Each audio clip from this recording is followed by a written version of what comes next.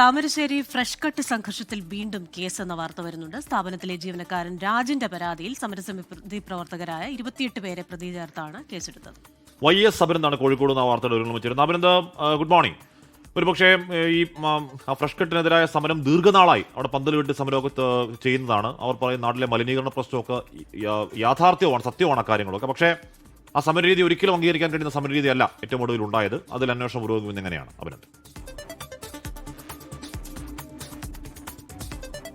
Hashmi, good morning. Thamarassery fresh cut സംഘർഷം അതൊരു മറ്റൊരു തലത്തിലേക്ക് പോവുകയാണ്. അതിന്റെ സമരം തുടങ്ങിയ പിന്നീടുണ്ടായ സംഘർഷം അതൊരു മറ്റൊരു തലത്തിലേക്ക് നീങ്ങുന്നതാണ് ഇപ്പോൾ നമുക്ക് കാണാൻ സാധിക്കുന്നത്.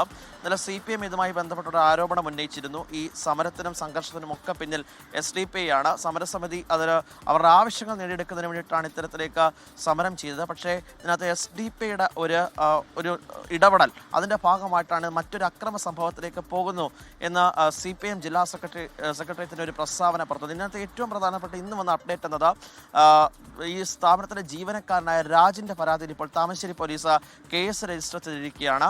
4 പേർ അല്ലെങ്കിൽ 4 പേർ പ്രധാനമായുമുള്ള 28ഓളം പേരടങ്ങുന്ന ഒരു സംഘം ഈ സ്ഥാപനത്തിലേക്ക് ഗേറ്റിലേക്ക് ഇടിച്ചു കയറി അദ്ദേഹത്തിനെ കൊലപ്പെടുത്താൻ ശ്രമിച്ചെന്ന് ചൂണ്ടിക്കാട്ടിയാണ് രാജൻ താമരശ്ശേരി പോലീസിൽ പരാതി നൽകിയിരിക്കുന്നത്. ഈ പരിക്കേറ്റ രാജൻ ഇപ്പോൾ കോഴിക്കോട് ബേബി മെമ്മോറിയൽ ആശുപത്രിയിൽ ചികിത്സയിലാണ്. ഇന്നലെ MK മുഞ്ഞർ ഇതുമായിട്ട് ബന്ധപ്പെട്ട ഫേസ്ബുക്ക് പോസ്റ്റിലൂടെ ഒരു കാര്യം വ്യക്തമാക്കിയിരുന്നു. ഇതിന് പിന്നിൽ ഒരു വലിയ ഗൂഢാലോചന നടന്നിട്ടുണ്ട്. ഈ ഫ്രഷ് കട്ടിന്റെ ഉടമയും CPMുമായി വലിയ ബന്ധം ഉണ്ട്. നേരത്തെ തുടങ്ങിയ ബന്ധമാണ്. ആ ബന്ധത്തിന്റെ പശ്ചാത്തലത്തിലാണ് അദ്ദേഹം ഇത്തരത്തിലേക്ക് വീണ്ടും അവിടെ ആ ഫാക്ടറി മുന്നോട്ട് കൊണ്ടുപോകുന്നത്. അവിടെയുള്ള ആളുകളുടെ ആവശ്യം അത് ന്യായമാണെന്നും ഇത്തരത്തിലേക്കുള്ള അക്രമ സംഭവങ്ങൾക്ക് പിന്നിൽ ഗൂഢാലോചനയുണ്ടെന്നും പോലീസും CPMും തമ്മിലുള്ള ഒത്തുകളിയാണ് സംഘർഷത്തിലേക്ക് നയിച്ചതെന്നുമാണ് സ്ഥലം MLA ആയിട്ടുള്ള ഡോക്ടർ MK മുഞ്ഞർ വ്യക്തമാക്കിയത്. എന്തായാലും ഇത് അങ്ങോട്ടും ഇങ്ങോട്ടും ഒരു ആരോപണ പ്രത്യാരോപണങ്ങളിലേക്കും വാദപ്രതിവാദങ്ങളിലേക്കും ഈ താമരശ്ശേരി ഫ്രഷ് കട്ട് സംഘർഷം പോകുന്ന കാഴ്ചയാണ് നിലവിൽ കാണുന്നത്. ഹാഷ്മി, ക്രിസ്റ്റീന.